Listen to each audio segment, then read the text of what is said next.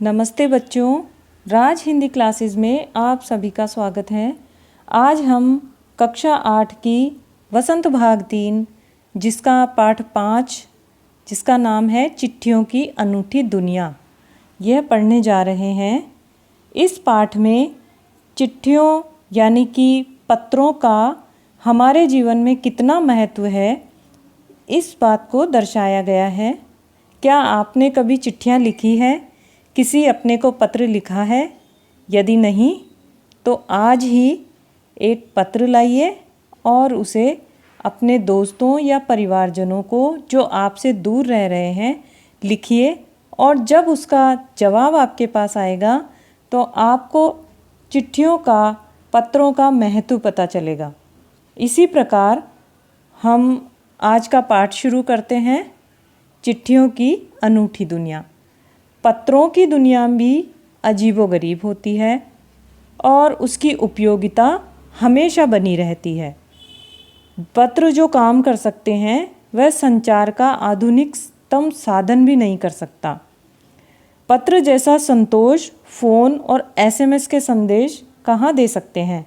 पत्र एक नया सिलसिला शुरू करते हैं और राजनीति, साहित्य, कला के क्षेत्रों में तमाम विवाद और नई घटनाओं की जड़ भी पत्र ही होते हैं। दुनिया का तमाम साहित्य पत्रों पर केंद्रित है और मानव सभ्यता के विकास में इन पत्रों ने अनूठी भूमिका निभाई है। इन पत्रों से हमें मानव की सभ्यता के बारे में पता चलता है और साहित्य के बारे में पता चलता है। इसीलिए इस क्षेत्र में इन पत्रों की भूमिका बहुत अच्छी है। पत्रों का भाव सब जगह एक सा है, भले ही उसका नाम अलग अलग हो। जैसे हम पत्र को उर्दू में खत कहते हैं, संस्कृत में पत्र कहते हैं और कन्नड़ में कागद कहते हैं, तेलुगु में उत्तरम कहते हैं और जाबू भी कहते हैं और लेख भी कहते हैं, और तमिल भाषा में कड़िद कहते हैं। इस प्रकार अलग अलग भाषाओं में पत्र का अलग अलग नाम हमें देखने को मिलता है, लेकिन पत्र का जो भाव है वो सब जगह एक जैसा होता है। उसमें वही अपनापन होता है। पत्र यादों को सहेज कर रखते हैं यानी संजो कर रखते हैं। इसमें किसी को कोई संदेह नहीं है। हर एक की अपनी पत्र लेखन कला होती है। पत्रों में जो हम भाषा लिखते हैं वो कला सबकी अलग अलग होती है और हर एक के पत्रों का अपना दायरा होता है कि हम पत्र में क्या लिखना चाहते हैं। दुनिया भर में रोज़ करोड़ों पत्र एक दूसरे को तलाशते हुए तमाम ठिकानों तक पहुंचते हैं। भारत में ही रोज़ कम से कम 4.5 करोड़ चिट्ठियाँ, कितनी 4.5 करोड़ चिट्ठियाँ डाक के द्वारा डाली जाती है, जो साबित करती है कि पत्र कितनी अहमियत रखते हैं। पंडित जवाहरलाल नेहरू ने सन 1953 में सही ही कहा था कि हज़ारों सालों तक संचार का साधन केवल हरकारे, रनर्स या फिर तेज़ घोड़े रहे हैं।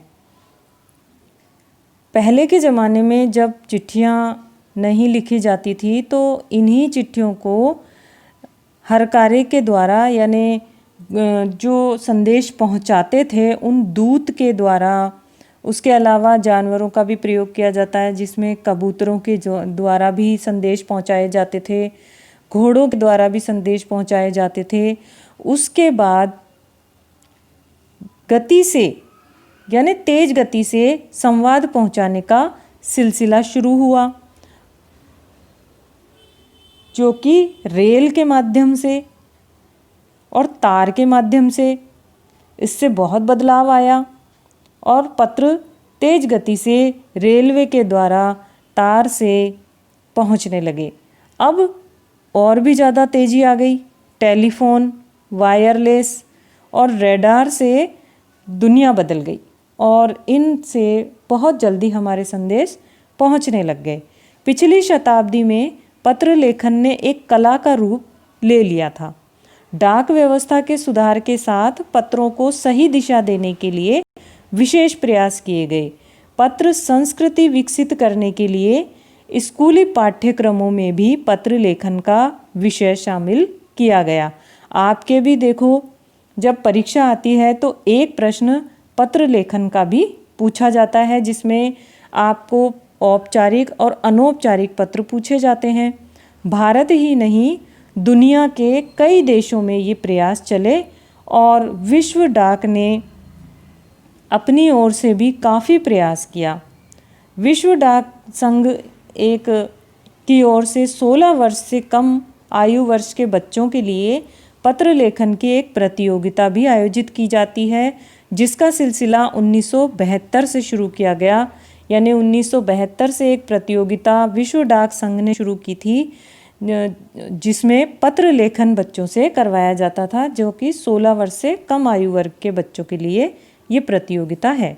यह सही है कि खास तौर पर बड़े शहरों और महानगरों में संचार साधनों के तेज़ विकास और अन्य कारणों से पत्रों की आवाजाही प्रभावित हुई है, क्योंकि अब जो बड़े बड़े शहर हैं, महानगर है, यहाँ तक कि अब तो गाँवों में भी हम टेलीफोन और मोबाइल से अपना काम निकाल लेते हैं, चिट्ठियाँ बहुत कम लिखते हैं।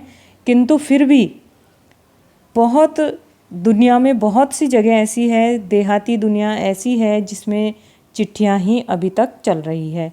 फैक्स, ईमेल, टेलीफोन और मोबाइल ने चिट्ठियों की तेज़ी को रोका है, पर व्यापारिक डाक की संख्या लगातार बढ़ रही है। व्यापारिक जो भी डाक होती है, जो प्रशासनिक डाक होती है, वो आज भी चिट्ठियों के माध्यम से ही पहुंचाई जा रही है। आगे इस पाठ को हम देखें। जहाँ तक पत्रों का सवाल है, अगर आप बारीकी से उसकी तह में जाएं, तो आपको ऐसा कोई नहीं मिलेगा जिसने कभी किसी को पत्र न लिखा हो या न लिखवाया हो। भाई, जिनको पढ़ना लिखना नहीं आता तो वो दूसरे से पत्र लिखवाता है, या पत्रों का बेसब्री से इंतज़ार न किया हो। हमारे सैनिक तो पत्रों की जिस उत्सुकता से इंतज़ार करते हैं उसकी कोई मिसाल ही नहीं है। और इसी के ऊपर आपने एक फिल्म देखी होगी, बॉर्डर, जिसमें एक गाना भी है, संदेशे आते हैं। उसी गाने से उनका इंतज़ार, उनकी उत्सुकता, उनकी बेसब्री हमें पता चलती है, जो सैनिकों में होती है। एक दौर था जब लोग पत्रों का महीनों इंतज़ार करते थे, पर अब वह बात नहीं है। परिवहन के बहुत से साधन हैं जिन्होंने दूरियों को घटा दिया है। पहले लोगों के लिए संचार का इकलौता साधन चिट्ठी ही था, पर आज और भी साधन विकसित हो चुके हैं। आज देश में ऐसे लोगों की कमी नहीं है जो अपने पुरखों की चिट्ठियों को भी सहेज कर, संजो कर विरासत के रूप में रखते हैं।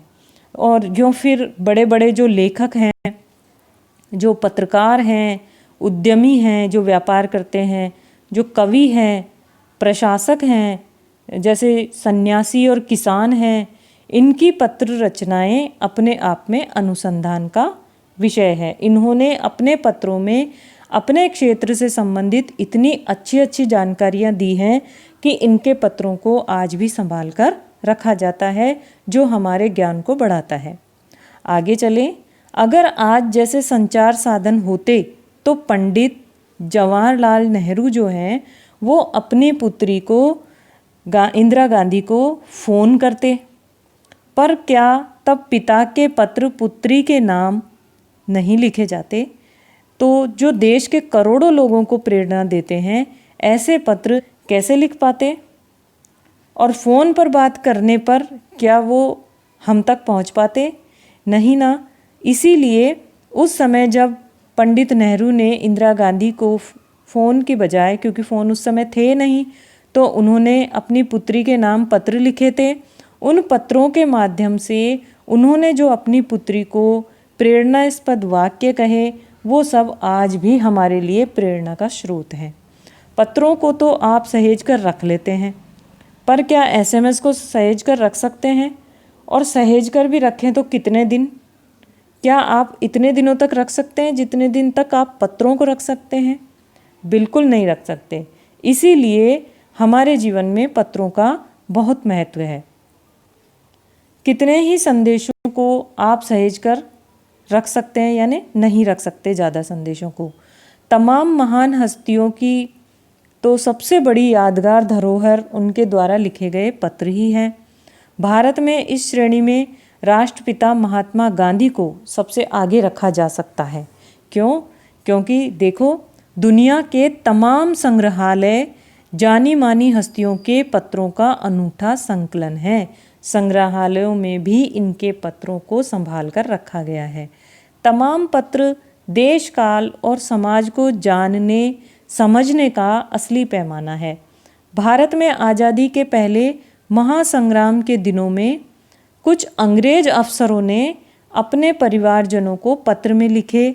वे आगे चलकर बहुत महत्व की पुस्तक तक बन गए हैं। इन पत्रों ने साबित किया कि यह संग्राम कितनी ज़मीनी मजबूती लिए हुए था। महात्मा गांधी के पास दुनिया भर के तमाम पत्र केवल महात्मा गांधी इंडिया लिख करके आते थे। उनमें किसी तरह का कोई पता नहीं होता था, कोई एड्रेस नहीं होता था, केवल महात्मा गांधी इंडिया लिखा हुआ आता था। और वे जहाँ भी रहते थे वहाँ उनके पत्र पहुँच जाते थे। आज़ादी के आंदोलन की कई अन्य दिग्गज हस्तियों के साथ भी ऐसा ही था। गांधी जी के पास देश दुनिया से बड़ी संख्या में पत्र पहुंचते थे, पर पत्रों का जवाब देने के मामले में उनका कोई जोड़ नहीं था। कहा जाता है कि जैसे ही उन्हें पत्र मिलता था, उसी समय वे उसका जवाब भी लिख देते थे। अपने हाथों से ही ज़्यादातर पत्रों का जवाब देते थे, और जब लिखते लिखते उनका दाहिना हाथ दर्द करने लगता था तो वे बाएं हाथ से लिखने में जुट जाते थे। महात्मा गांधी ही नहीं, आंदोलन के तमाम नायकों के पत्र गांव-गांव में मिल जाते हैं। पत्र भेजने वाले लोग उन पत्रों को किसी प्रशस्ति पत्र से कम नहीं मानते। प्रशस्ति पत्र का मतलब होता है प्रशंसा पत्र, और कई लोगों ने तो उन पत्रों को फ्रेम कराकर भी रख रखा है। यह है पत्रों का जादू। यही नहीं, पत्रों के आधार पर ही कई भाषाओं में जाने कितनी किताबें लिखी जा चुकी है। वास्तव में पत्र किसी दस्तावेज से कम नहीं है। पंत के 200 पत्र, जो पंत है हिंदी के प्रसिद्ध कवि, उन्होंने 200 पत्र बच्चन के नाम और निराला के पत्र हमको लिखो है कहाँ, तथा पत्रों के आईने में दयानंद सरस्वती समेत कई पुस्तकें आपको मिल जाएगी। ये पुस्तकों के नाम हैं पंत के 200 पत्र बच्चन के नाम, और निराला के पत्र हमको लिखो है कहाँ, तथा पत्रों के आईने में दयानंद सरस्वती। ये पुस्तकें हैं जिनमें पत्रों में जो बातें लिखी गई है वो ही इन पुस्तकों में बातें लिखी गई है, तो पत्र ही पुस्तकों का रूप ले चुके हैं। कहा जाता है कि प्रेमचंद खास तौर पर नए लेखकों को प्रेरणा जवाब देते थे, तथा पत्रों के जवाब में वे बहुत मुस्तैद रहते थे। इसी प्रकार नेहरू और गांधी के लिखे गए रविंद्रनाथ टैगोर के पत्र बहुत प्रेरक हैं। नेहरू जी ने और गांधी जी ने रविंद्रनाथ टैगोर के जो पत्र हैं वो बहुत ही प्रसिद्ध हैं, प्रेरक भी हैं, हमें बहुत प्रेरणा देते हैं। महात्मा और कवि के नाम से महात्मा गांधी और रविंद्रनाथ टैगोर के बीच जो सन 1915 से 1941 के बीच के पत्राचार का संग्रह प्रकाशित हुआ है, जिसमें बहुत से नए तथ्यों और उनकी मनोदशा का लेखा जोखा मिलता है। इस प्रकार इस महात्मा और कवि नाम से जो पुस्तक है उसमें महात्मा गांधी और रविन्द्रनाथ टैगोर के पत्र संग्रहित किए गए हैं। पत्र व्यवहार की परंपरा भारत में बहुत पुरानी है, पर इसका असली विकास आज़ादी के बाद ही हुआ है। तमाम सरकारी विभागों की तुलना में सबसे ज़्यादा गुडविल यानी सबसे ज़्यादा अच्छा डाक विभाग ही है। इसकी एक ख़ास वजह यह भी है कि यह लोगों को जोड़ने का काम करता है। घर घर तक इसकी पहुंच है। संचार के तमाम उन्नत जो साधन हैं उनके बाद भी चिट्ठी पत्री की हैसियत बरकरार है, क्योंकि ये बहुत ही सस्ता, सुंदर, टिकाऊ साधन है। शहरी इलाकों में आलीशान हवेलियाँ हों, या फिर झोपड़पट्टियों में रह रहे लोग हों, या फिर दुर्गम जंगलों में घिरे गांव हों, या फिर बर्फबारी के बीच रह रहे पहाड़ों के लोग हों, समुद्र तट पर रह रहे मछुआरे हों, या फिर रेगिस्तान की ढाणियों में रह रहे लोग हों, आज भी ख़तों का ही सबसे अधिक बेसब्री से इंतज़ार इन सब लोगों को होता है। एक दो नहीं, करोड़ों लोग ख़तों और अन्य सेवाओं के लिए रोज़ भारतीय डाकघरों के दरवाज़ों तक पहुँचते हैं और इसकी बहुआयामी भूमिका नज़र आ रही है। दूर देहात में लाखों गरीब घरों में चूल्हे मनी ऑर्डर अर्थव्यवस्था से ही चलते हैं। मतलब गाँव में गरीब घरों में उनके जो लोग कहीं बाहर जाते हैं कमाने के लिए, तो वो अपने घर वालों को मनी ऑर्डर से पैसे भिजवाते हैं और उन्हीं पैसों से उनका घर का खर्च चलता है। गाँवों या गरीब बस्तियों में चिट्ठी या मनी ऑर्डर लेकर पहुंचने वाला जो डाकिया है वो तो उनके लिए देवदूत के रूप में देखा जाता है। यानी कि जो मनी ऑर्डर लेकर आता है उस डाकिये को वो लोग देवता के समान समझते हैं। इस प्रकार ये चिट्ठियों की अनूठी दुनिया अरविंद कुमार सिंह जी ने हमें चिट्ठियों का महत्व, पत्रों का महत्व समझाने के लिए ये इन्होंने पाठ लिखा है और इससे हमें चिट्ठियों का महत्व पता चलता है। आप भी चिट्ठियाँ लिखना और देखना, इसका अपना एक अलग ही आनंद होता है। तो यदि आपको पाठ पसंद आया है तो सब्सक्राइब करो चैनल को और वीडियो को लाइक करो और शेयर करो। धन्यवाद।